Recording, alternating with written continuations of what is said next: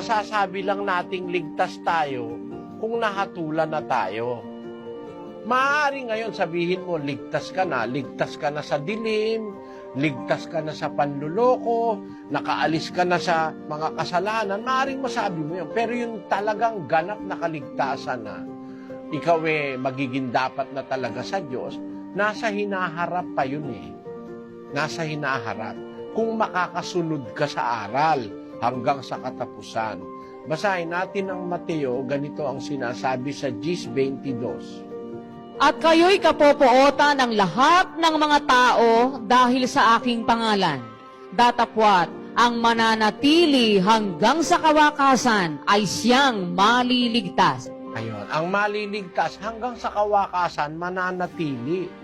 Ang ganap na kaligtasan, pag nakatapos ka at nahatulan ka na, yun ang ganap na kaligtasan.